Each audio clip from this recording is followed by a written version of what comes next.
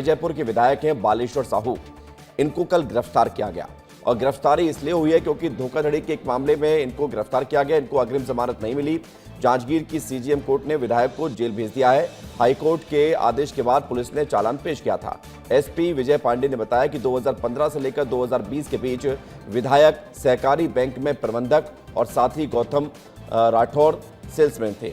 उस दौरान KCC loan दिलाने का झांसा देकर ब्लैंक चेक लिया गया और 24 लाख रुपए हड़प लिए गए।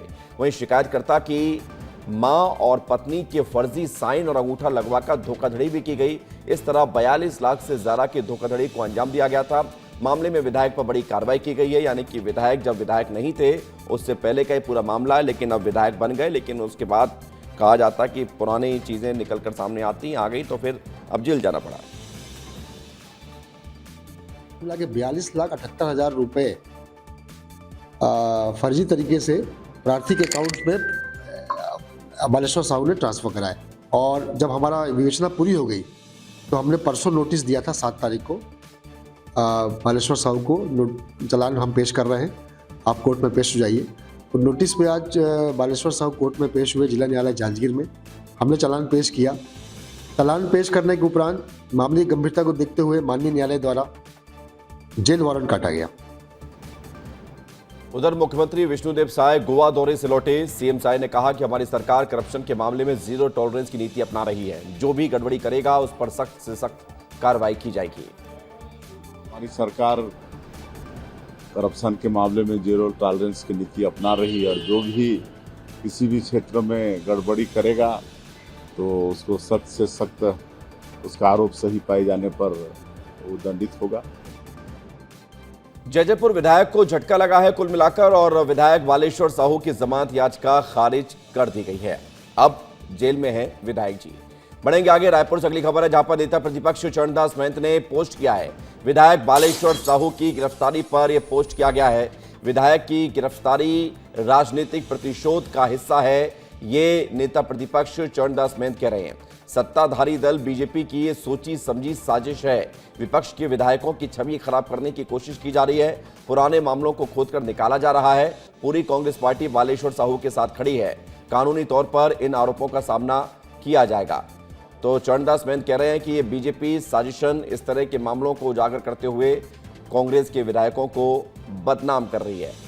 हमारे साथ इस वक्त ज़्यादा जानकारी के लिए अभिषेक तिवारी जुड़ गए हैं। लेकिन अभिषेक, सवाल ये है कि अगर पुराने मामले को भी खोदा जा रहा है तो पुराना मामला अगर गंभीरता के साथ ये साबित करता है कि धोखाधड़ी की गई थी तो फिर कार्रवाई तो होगी। इसमें बदनामी और नाम से कोई फर्क नहीं पड़ता। जो गलत करेगा उस पर कार्रवाई की जाएगी। और स्पष्ट कर रहे हैं मुख्यमंत्री विष्णुदेव साय कि जीरो टॉलरेंस नीति है करप्शन के अगेंस्ट। बिल्कुल, देखिए 2015 का ये मामला है जब बालेश्वर साहू बैंक में काम करते थे और अपने साथी के मिलकर ये जो धोखाधड़ी का आरोप उन पर लगा था।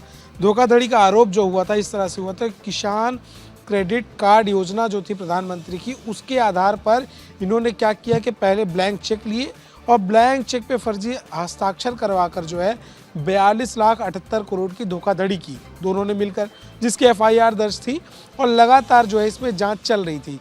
जांच के दौरान जो है जब हाई कोर्ट का आदेश आया कि इस पे आप चालान पेश करिए, लंबा समय हो चुका है, तो इसमें चालान पेश किया गया और चालान पेश करते साथ ही बालेश्वर साहू की कल गिरफ्तारी हुई।